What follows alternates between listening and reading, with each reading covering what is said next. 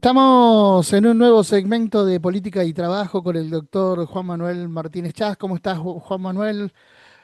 ¿Cómo van las cosas en este contexto? Muy bien, en la lucha, como se dice en estos momentos y en los momentos difíciles de nuestra patria, Gustavo. Pero bien, Juan, hubo varios acontecimientos que marcan la agenda política en este contexto que estamos viviendo, más allá de lo que hace el propio gobierno nacional. Por un lado, la justicia falla a favor de la CGT en contra del DNU que atacaba o cercenaba el derecho a huelga. Pero por otro lado, hubo acontecimientos políticos que marcan también por dónde podría llegar a ir la discusión en este contexto. El último sábado, el gobernador de la provincia de Buenos Aires, al lanzar un nuevo espacio político, tomó la agenda de la producción y el trabajo. Uno espera que los dirigentes del campo nacional propiamente se apropien de esa agenda, pero el último lunes, la expresidenta de la Nación, Cristina Fernández de Kirchner, y titular del PJ Nacional, en una entrevista que dio en un canal de un multimedia, tomó una agenda más electoral.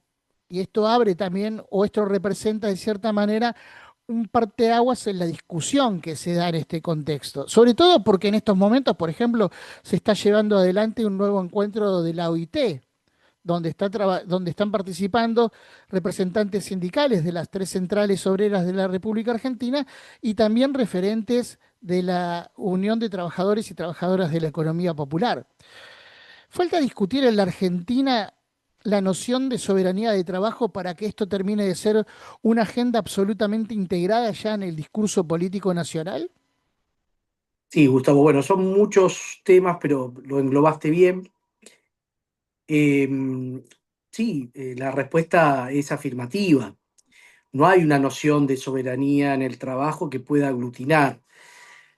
Pero vamos a ver si te ordeno un poco la respuesta. En cuanto a la justicia, bueno, la CGT ya había dicho que iba a Ujú. atacar los artículos vinculados al cercenamiento del derecho de huelga del DNU, que desregula el régimen, lo que queda de nuestra Marina Mercante, eh, que es un golpe de gracia terminal a nuestro sector que venimos tratando permanentemente y que es tan importante para el quehacer nacional, con lo cual la Justicia Nacional del Trabajo vuelve de alguna manera a suspender este decreto de alcance, estos artículos de alcance general que limitaban el derecho de huelga. Siguen pendientes el resto del articulado vinculado a la desregulación en sí Claro. de nuestro régimen de la Marina Mercante y que está, vos lo sabes bien, además, está motivando un plan de acción que está en marcha conjuntamente con el análisis de la desregulación en otros sectores, como el sector aerocomercial, como Ujú. Vialidad Nacional, etcétera, por parte de la Confederación Argentina de Trabajadores del Transporte, merced a el, el evento o el plenario que se realizó en el Salón Felipe Vallés. Con relación sigo con esto, con relación al Parlamento de los Trabajadores, a la reunión en Ginebra de la Conferencia Internacional del Trabajo que se está desarrollando. Fíjate vos que hay cuatro o cinco temas importantes. Uno, y que supuestamente los próximos días va a tener un resultado después de una ardua discusión, es tomar a través de un convenio y probablemente una recomendación también el trabajo de plataformas, ¿no? Que tanto está dando que hablar en el mundo y tanto está reconfigurando la manera en que trabajamos y los derechos que emergen de, de nuestro trabajo que va a formar parte de una centralidad y un modelo de vida.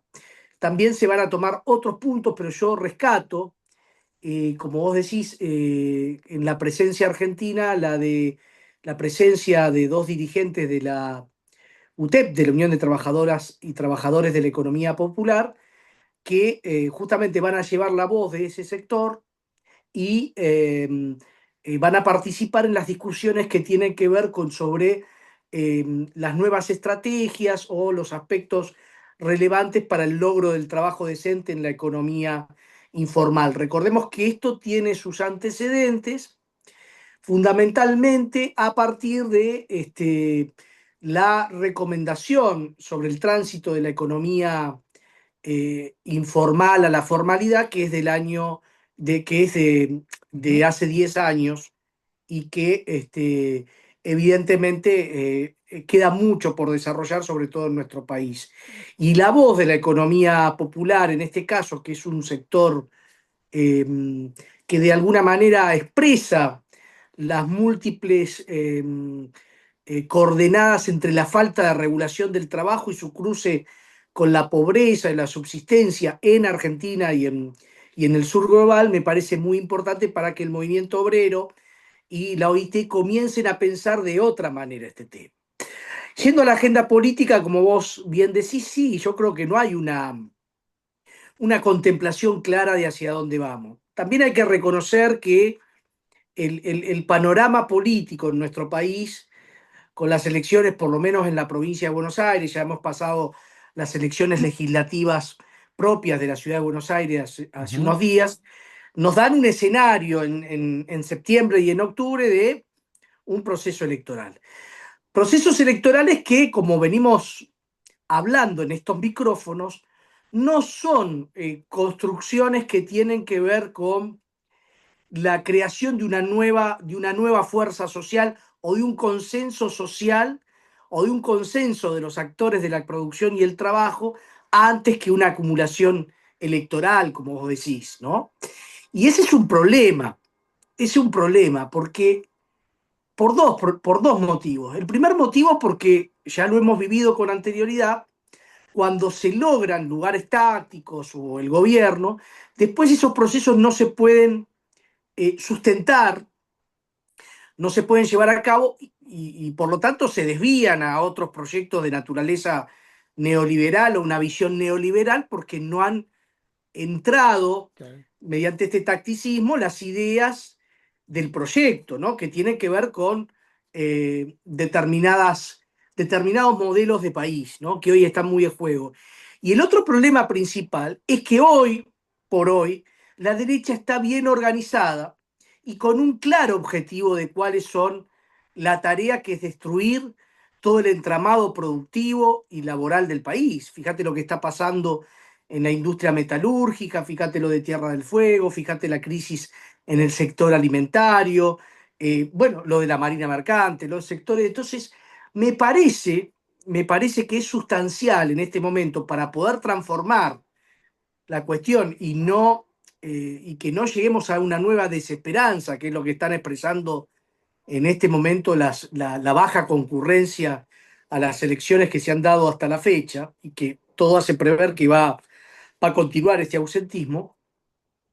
Lo que tenemos que rever es la fuerza, la construcción del sujeto político y social, fundamentalmente a partir del movimiento obrero organizado, de las fuerzas productivas del país, como significó el crecimiento, el advenimiento del peronismo en su momento para poder sustentar ese proyecto. Si bien es cierto que tenemos elecciones legislativas y que vamos a trabajar en pos de las alternativas incompletas que hoy tiene el campo nacional y popular, como vos lo mencionaste recién, es cierto que falta una mirada más global, es cierto que falta una mirada más que comprenda los sectores de la producción y del trabajo, y por ahí será necesario que los sectores de la producción y el trabajo, que en este momento están intensificando sus planes de lucha contra lo esencial, que es Ujú. un modelo de extranjerización que no tiene, que lo que hace es no tener destino, Ujú. ¿m? Claro. A nuestro país y obviamente el sistema legislativo lo único que va a hacer es reproducir eh, este ciclo de decadencia que se ha inaugurado en Argentina y que solo lo puede parar una nueva mayoría social que se exprese, por supuesto, después electoralmente, pero que esté consustanciada con los valores del trabajo como elemento unificador y desarrollador de la sociedad, ¿no? Lo vamos a desarrollar seguramente con mayor profundidad en otro de los encuentros, pero no quiero dejar de mencionarlo, porque en un momento dado de la entrevista, la expresidenta habló de la reforma constitucional. Cuando se estuvo en el gobierno y parte del movimiento obrero impulsaba esta discusión, se dijo que no había relaciones de fuerza. Ahora, ¿sobre qué reforma constitucional vamos a hablar si no tiene en su eje la centralidad de la soberanía del trabajo, ¿no? Uno piensa en el texto preparado, armado, que gestó la Constitución del 49 a partir de lo que implicaba el pensamiento de Arturo Sampay, por ejemplo, ¿no? Y uno cree que en este contexto donde la lucha contra el liberalismo es tan fuerte, es importante recuperar también la idea que tenía Sampay en torno no solamente al trabajo o a la norma del trabajo, sino también a una filosofía de vida que va a terminar abrevando también y penetrando la filosofía del peronismo, ¿no?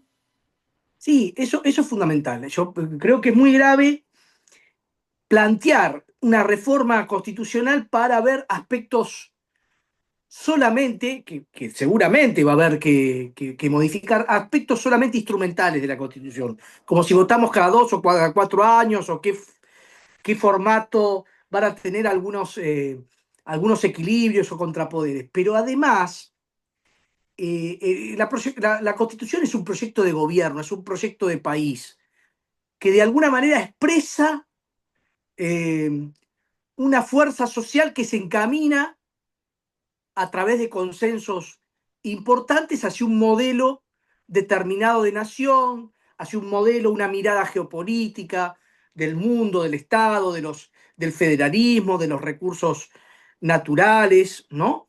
Eh, Eso es un proyecto de constitución. A mí me parece, y yo adhiero, si el objetivo es este, como fue lo de la constitución del 49, adhiero a esto, pero como vos bien decís, Ujú, atrás del texto constitucional del 49 había un proyecto político que se sustentaba en un gran frente nacional, que de alguna manera la constitución era la expresión digamos, legal o legislativa, o nuestra Carta Magna, de ese sustrato fáctico, histórico que se dio en ese momento y que se había consolidado en la base. Bueno, lo que nos falta es lo otro. ¿Cómo claro. consolidamos en la base una nueva estructura de pensamiento que dé origen no a la Constitución como un maquillaje electoral digamos, superestructural, sino como en función del proyecto de país al que nos hemos encaminado y que requiere una base muy importante. Bueno, para este segundo plano, para esta segunda visión, para esta segunda tarea, es fundamental que los sectores del campo nacional y popular sean escuchados, se incorporen, se incorporen los nuevos derechos sociales que son algunos reivindicación de aquellos del primer constitucionalismo social, pero otros son Ujú, extensión claro. de aquellos, ¿no? Como el acceso a los servicios públicos, a la comunicación, a las nuevas tecnologías y demás. Creo que ahí tenemos una, vos me nombrabas a Sampay. Creo que en la doctrina social de la Iglesia y el magisterio del Papa Francisco tenemos también ahí una guía muy especial sobre qué características debería tener esa superestructura basándose en esa nueva realidad de cuidado de la casa común, de humanismo y demás, ¿no? Bueno, no es Me casualidad, parece que... no es casualidad que pienses en esto porque Sampay también lo pensaba desde el punto de vista cristiano, ¿no? En función de Sí, lo que no, no, pero implicaba eso, por las encíclicas Rerum Novarum, etcétera, etcétera. Digo, también abrevó ahí y por eso se deriva filosóficamente la Constitución del 49, ade- donde deriva.